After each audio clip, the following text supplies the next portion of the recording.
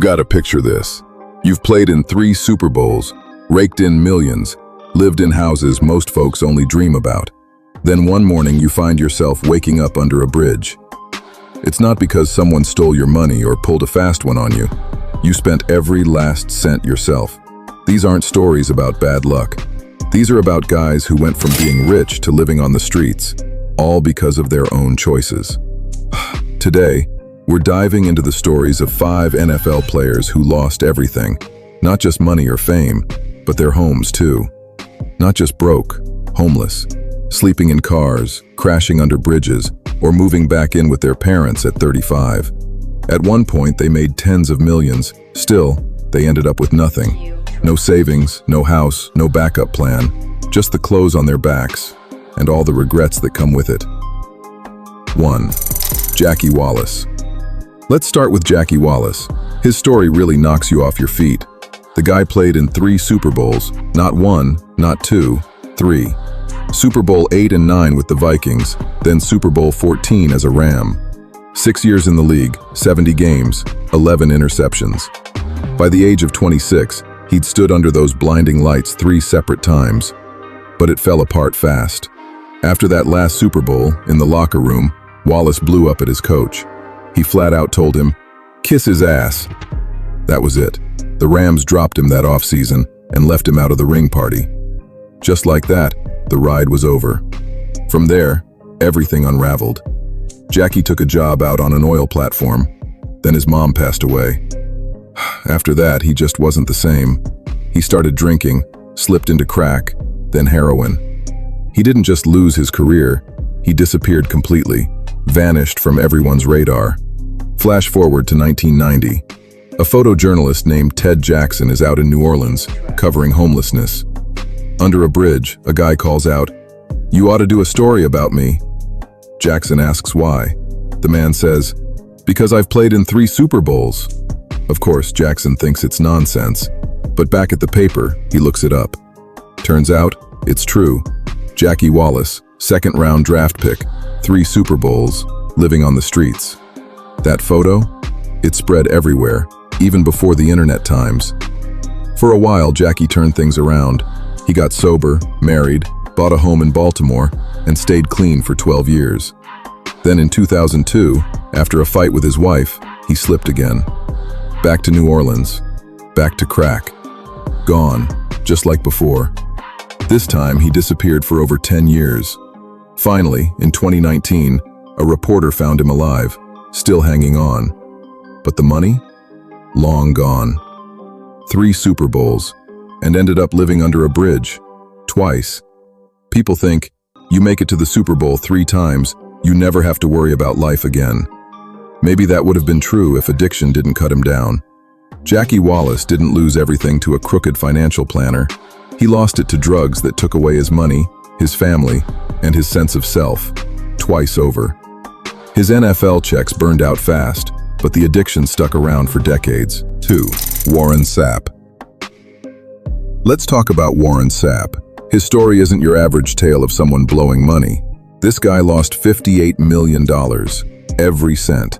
Sapp wasn't just a good football player, he was a force. 7 Pro Bowls, 4 times named first-team All-Pro, Defensive Player of the Year in '99. Won a Super Bowl with the Bucks. Walked into the Hall of Fame his first try in 2013. Over 13 seasons, he pulled in $58 million in salary. Just in salary.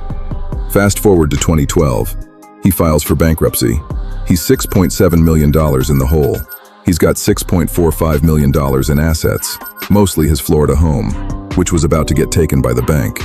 He owed back child support and alimony. His 2 Super Bowl rings? Gone. Just lost them somewhere. He owned 240 pairs of shoes and a painting of a naked woman, which he insisted was worth 10 grand. The rest? Pretty much nothing. So where did all that money go? He bought a bunch of luxury cars, even a Lamborghini he couldn't unload, owned homes he couldn't keep up, loaned cash to friends who never paid him back. And through it all, he kept spending like he was still raking in millions, even after his career ended. After everything, Sapp had to sell whatever was left. Jerseys, helmets, whatever he could dig up, trying to pay off creditors. Imagine that, a Hall of Famer, selling his old football gear just to get by. On top of it, Sapp admitted he once turned down a broadcasting deal worth at least $10 million because he figured he'd get more. He never did.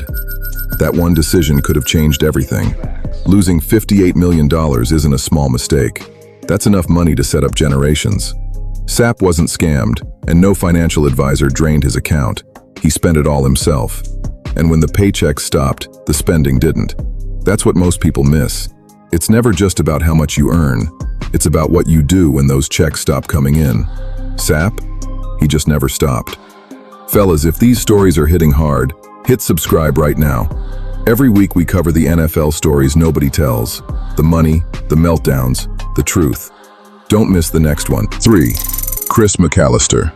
On to another one, someone whose downfall is honestly hard to wrap your head around. Chris McAlister.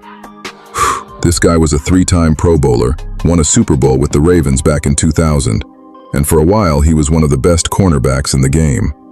In 2004, he landed a massive contract, 7 years, $55 million. That made him the highest paid cornerback in the league.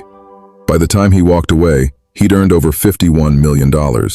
Fast forward to 2011, just 2 years after he played his final NFL snap. McAlister walked into a courtroom and said, "I live in my parents' home. My parents provide me with my basic living expenses as I do not have the funds to do so." He was 34, a millionaire, living with his mom and dad. He was there to ask the court to cut his child support payments from $11,000 a month. He couldn't afford it. Really think about that. The guy who signed a $55 million contract couldn't cover $11,000 a month. Where did all the money go?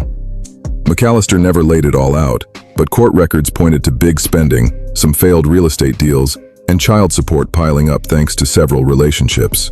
It wasn't a slow slide. He went from superstar to relying on his parents faster than most people can even imagine. From being the highest paid cornerback in the NFL to living at home and needing his folks to buy his groceries. That's not just hitting a rough patch, that's a total wipeout, and it didn't even take 7 years.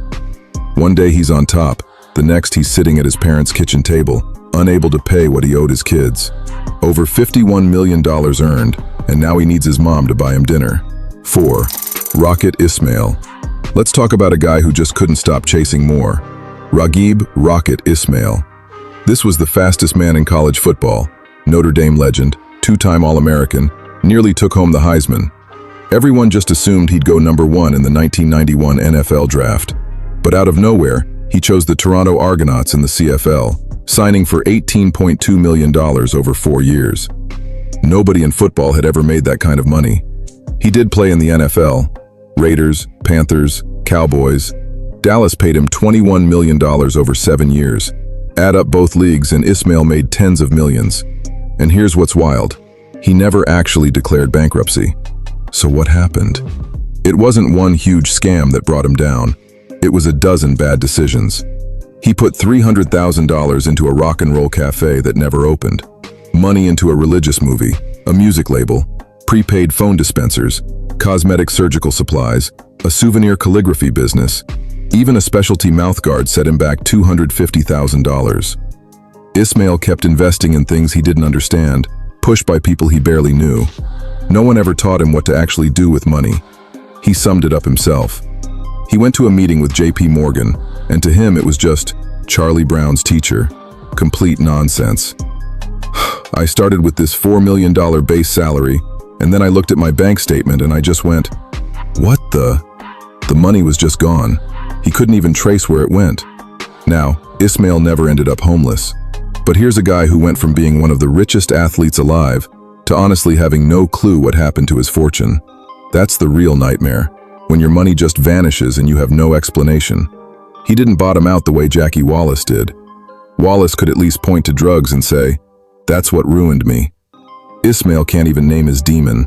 He just woke up broke. He invested in fantasies and trusted people who vanished. Financial illiteracy isn't dramatic. It's opening your bank statement and having no idea what happened, or who to even call. 5. Schlichter. Here's the last one, and honestly, it's probably the saddest self-destruct story in NFL history. Schlichter.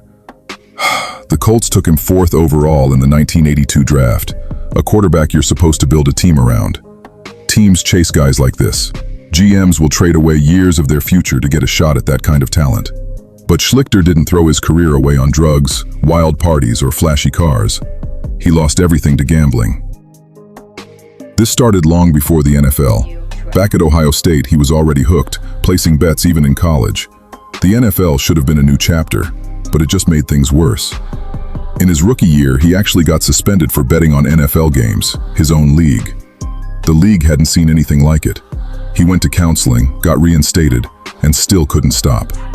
Things spun out of control fast. He started betting not just on football, but everything. Basketball, horse racing, dog tracks. He owed bookies in cities all over, wrote bad checks, scammed friends for money. He took loans from anyone who'd listen, and never paid anyone back. Schlichter played only 13 games, started 6. That's his whole NFL career. Just 13 games from a guy picked 4th overall. But even after the league cut him, he didn't stop. He's been arrested more than 12 times. He spent over 10 years in federal prison, not for some big heist, but for an endless loop of scams, fraud, and bounced checks just to keep gambling. In 2011, he got nearly 11 years for running a ticket scam that swindled $1 million. He even conned an elderly woman out of her life savings just to feed the addiction. People who knew him say he's been homeless more than once. When he wasn't locked up, he'd end up in shelters or on the street. A one-time first-round pick, living in a shelter just because he couldn't walk away from the next bet. 13 games. That's all Art Schlichter played before gambling wrecked his life. Most players burn through their fortunes slowly. At least they have memories to show for it. Schlichter burned everything down before he even got started. And the worst part? He took down everyone close to him. The friends who believed in him, the people who tried helping, and even strangers who trusted him. Addiction like that doesn't just empty your bank account, it drags down everyone who gets near you.